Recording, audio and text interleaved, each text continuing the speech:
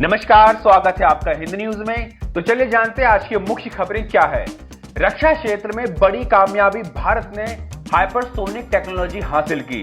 ऐसा करने वाला दुनिया का चौथा देश बना। 5 साल में देश में ही बनेगी हाइपरसोनिक मिसाइल। भारत ने हाइपरसोनिक टेक्नोलॉजी डेमोन्स्ट्रेटर HSTDV देश में तैयार करने में कामयाबी हासिल की है। इसे DRDO ने तैयार किया है। ओडिशा के बालासोर स्थित APJ अब्दुल कलाम रेंज में सोमवार को इसका परीक्षण सफल रहा। इसे स्क्रैमजेट तेज रफ्तार इंजन की मदद से लॉन्च किया गया। भारत यह तकनीक हासिल करने वाला दुनिया का चौथा देश बन गया है। इससे पहले अमेरिका, रूस और चीन भी यह तकनीक तैयार कर चुके हैं। रक्षा मंत्री ने ट्वीट किया, मैं प्रधानमंत्री के आत्मनिर्भर भारत के विजन को पूरा करने और यह उपलब्धि हासिल करने के लिए रक्षा अनुसंधान और विकास संस्थान DRDO की टीम को बधाई देता हूं। मैंने इस प्रोजेक्ट से जुड़े वैज्ञानिकों से बात की है और उन्हें बधाइयां दी है। भारत को उन पर गर्व है। सरकारी सूत्रों के मुताबिक भारत अब अगले 5 साल में हाइपरसोनिक मिसाइल तैयार कर सकेगा। हाइपरसोनिक मिसाइलें 1 सेकंड में 2 किलोमीटर तक वार कर सकती है। इनकी रफ्तार ध्वनि की रफ्तार से 6 गुना ज्यादा होती है। भारत में तैयार होने वाली हाइपरसोनिक मिसाइलें देश में तैयार की गई स्क्रैमजेट प्रपल्शन सिस्टम से लैस होगी। 12 सितंबर से रेलवे ट्रैक पर दौड़ने लगेंगी 310 ट्रेनें। हेड फ्री नल, Covid special coach, QR code, best ticket checking जैसे नए फीचर्स जुड़ेंगे। भारतीय रेलवे ने 12 सितंबर 80 नई ट्रेनें चलाने का फैसला किया है। इसके लिए टिकट बुकिंग 10 सितंबर से शुरू हो जाएगी। फिलहाल 230 ट्रेनें नियमित चल रही है, उसमें नई ट्रेनों को शामिल कर दिया जाए तो जल्द ही कुल 310 ट्रेनें पटरी पर लौट आएंगी। यह तय है कि रेलवे बहुत जल्दी कोविड-19 से पहले की स्थिति में लौटने वाली नहीं है। ऐसे में अच्छी बात यह है कि पिछले कुछ समय रेलवे की डिमांड बढ़ी है। रेलवे बोर्ड के चेयरमैन और CEO VK यादव ने कहा है कि औसत ऑक्यूपेंसी बढ़कर 80 से 85% हो गई है। इसी वजह से जिस ट्रेन पर 10 से 12 दिन का वेटिंग पीरियड है, उस रूट पर क्लोन ट्रेन चलाने का प्रस्ताव है ताकि वेटिंग लिस्ट को क्लियर किया जा सके। 12 सितंबर से जो 40 जोड़ी नई स्पेशल ट्रेनें चलाई जा रही हैं, उनमें वंदे भारत एक्सप्रेस, एक शताब्दी भी शामिल है। इन गाड़ियों के लिए टिकटों की बुकिंग 10 सितंबर से शुरू होगी। इसमें दिल्ली से वाराणसी के लिए वंदे भारत एक्सप्रेसवे चलाई जाएगी। इसी तरह महाराष्ट्र, बिहार, गुजरात, उड़ीसा, उत्तर प्रदेश, मध्य प्रदेश, त्रिपुरा, झारखंड, कर्नाटक, दिल्ली, आंध्र प्रदेश, हरियाणा, राजस्थान, असम और पश्चिम बंगाल के मुख्य रूट्स पर नई ट्रेनें चलाई जाएंगी। नीट UG 2020 इंजीनियरिंग के बाद अब मेडिकल एंट्रेंस एग्जाम की तैयारियां शुरू। 13 सितंबर को होने वाली परीक्षा में शामिल होंगे 15.97 लाख स्टूडेंट्स। JEE मेंस के बाद नेशनल टेस्टिंग एजेंसी NTA अब 13 सितंबर को होने वाले मेडिकल एंट्रेंस एग्जाम नीट 2020 के आयोजन की तैयारी कर रहा है। इस बार नीट के लिए 15 लाख से ज्यादा स्टूडेंट्स ने रजिस्ट्रेशन कराया है। इंजीनियरिंग कॉलेजों में एडमिशन के लिए 1 सितंबर से शुरू हुई JEE मेंस रविवार को पूरी हो चुकी है। कोरोना महामारी के मद्देनजर 2 बार स्थगित होने के बाद अब यह एंट्रेंस एग्जाम सितंबर में आयोजित किए जा रहे हैं। NTA अधिकारियों के मुताबिक पेन पेपर बेस्ड इस परीक्षा में देश भर में 15.97 लाख कैंडिडेट शामिल होंगे। ऐसे में सोशल डिस्टेंसिंग बनाए रखने के लिए NTA ने नीट के लिए परीक्षा केंद्रों की संख्या 2546 से बढ़ाकर 3843 कर दी है। साथ ही हर क्लास में बैठने वाले स्टूडेंट की संख्या भी 24 से घटाकर 12 कर दी है।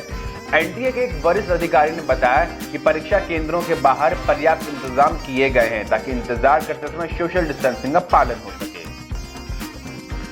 राष्ट्रीय शिक्षा नीति पर कॉन्फ्रेंस, प्रधानमंत्री मोदी ने कहा, नई एजुकेशन पॉलिसी में पढ़ने की बजाय सीखने पर फोकस है। हमने पैशन, प्रैक्टिकल्स और परफॉर्मेंस पर जोर दिया है। गवर्नेंस कॉन्फ्रेंस के उद्घाटन सत्र को संबोधित करते हुए प्रधानमंत्री नरेंद्र मोदी ने कहा कि नेशनल एजुकेशन पॉलिसी में हमारे सही मायने में बिना दबाव के, बिना अभाव और बिना प्रभाव के सीखने के लोकतांत्रिक मूल्यों को हमारी शिक्षा व्यवस्था का हिस्सा बनाया गया है।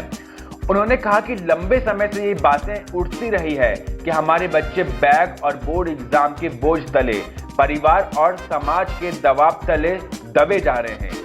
इस पॉलिसी में इस समस्या को प्रभावी तरीके से एड्रेस किया गया है। नई शिक्षा नीति को देश की नीति बताते हुए पीएम ने कहा कि अब हम सभी का ये सामूहिक दायित्व है कि एनईपी 2020 की इस भावना को हम लेटर और स्पिरिट में लागू कर सकें। साथ ही कहा कि देश की आकांक्षाओं को पूरा करने का महत्वपूर्ण माध्यम शिक्षा नीति और शिक्षा व्यवस्था होती है। प्रधानमंत्री ने कहा कि शिक्षा व्यवस्था की जिम्मेदारी से केंद्र, राज्य सरकार, स्थानीय निकाय सभी जुड़े होते हैं, लेकिन यह भी सही है कि शिक्षा नीति में सरकार, उसका दखल, उसका प्रभाव कम से कम होना चाहिए। देश में कोरोना से ठीक हुए मरीजों की संख्या 32.5 लाख के पार। पिछले 24 घंटे में 69,564 लोगों को छुट्टी मिली। देश में अब तक 42.08 लाख केसेस हैं। देश में कोरोना के मरीजों की कुल संख्या 42,08,645 हो गई है। इसके साथ देश में ठीक हुए मरीजों की संख्या 32.50 लाख के पार कर गई है। पिछले 24 घंटे में 69,564 लोगों को अस्पताल से छुट्टी दी गई है। उधर Indian council of medical research ने बताया कि रविवार को देश में 7,20,362 सैंपल की जांच की गई। इस तरह अब तक 4,95,51,507 कोरोना टेस्ट किए जा चुके हैं। बड़ी कामयाबी गोलाबारी के बाद बब्बर खालसा इंटरनेशनल के 2 आतंकियों को दिल्ली पुलिस ने किया गिरफ्तार। दिल्ली पुलिस को बड़ी कामयाबी हाथ लगी है। दिल्ली पुलिस ने मुठभेड़ के दौरान बब्बर खालसा इंटरनेशनल के 2 आतंकियों को गिरफ्तार किया है। इनके पास से पुलिस ने भारी मात्रा में हथियार और गोला बारूद बरामद किए हैं। पुलिस ने कहा कि ये दोनों आतंकी पंजाब में भी मोस्ट वांटेड थे। दिल्ली पुलिस स्पेशल सेल के मुताबिक इन दोनों आतंकियों का नाम भूपेंद्र उर्फ दिलावर सिंह और कुलवंत सिंह है। इनको पश्चिम दिल्ली इलाके में दोनों ओर से हुई फायरिंग की घटना के बाद गिरफ्तार किया गया है। इनके पास से 6 पिस्टल और 40 कार्ट्रिज मिली है। भारत बायोटेक की स्वदेशी कोरोना वैक्सीन कोवैक्सीन को दूसरे चरण के ट्रायल को मंजूरी मिली। केंद्र सरकार ने हैदराबाद स्थित भारत बायोटेक की ओर से विकसित की जा रही कोरोना वायरस की वैक्सीन कोवैक्सीन के दूसरे चरण के ट्रायल को मंजूरी दे दी गई है।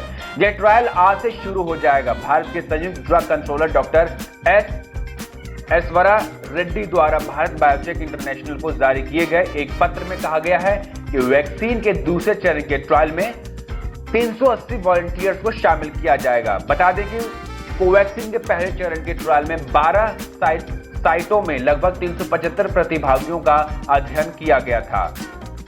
स्वास्थ्य सेवा महानिदेशालय ने एक बयान में कहा कि 3 सितंबर को वीडियो कॉन्फ्रेंसिंग के जरिए एससीसी कोविड-19 विशेषज्ञों के परामर्श से इस विषय पर चर्चा की गई। महानिदेशालय ने कहा कि वैक्सीन का डोज दिए जाने के बाद अगले 4 दिन तक सभी वॉलंटियर्स की हेल्थ की स्क्रीनिंग की जाएगी। वैक्सीन के पहले चरण के परीक्षण में मॉनिटर के लिए वॉलंटियर्स के रक्त के नमूने इकट्ठे किए गए थे। कंगना को केंद्र से मिली सुरक्षा। वाई कैटेगरी के सिक्योरिटी कवर में मुंबई जाएगी कंगना। महाराष्ट्र के गृह मंत्री बोले, मुंबई का अपमान करने वालों को सिक्योरिटी मिलना दुख की बात है। एक्ट्रेस कंगना रनौत को केंद्र सरकार ने वाई श्रेणी की सुरक्षा देने की मंजूरी दे दी है। इस पर महाराष्ट्र के गृह मंत्री अनिल देशमुख का रिएक्शन आया है। देशमुख ने कहा, मुंबई और महाराष्ट्र का अपमान करने वालों को सिक्योरिटी दी जा रही है। यह चौंकाने वाली और दुख की बात है। महाराष्ट्र राज्य सिर्फ एनसीपी, शिवसेना या कांग्रेस का नहीं, बल्कि भाजपा और जनता का भी है। अगर कोई राज्य का अपमान करता है तो सभी दलों को निंदा करनी चाहिए। कंगना ने मुंबई की तुलना पाकिस्तान के कब्जे वाले कश्मीर से की थी। शिवसेना सांसद संजय राउत इसे लेकर लगातार एक्ट्रेस पर हमलावर हैं। कंगना ने एक दिन पहले ही वीडियो जारी कर शिवसेना पर धमकी देने के आरोप लगाए थे। तो बस आज के लिए इतना ही। बाकी खबरों के लिए देखते रहिए हिंद न्यूज। धन्यवाद।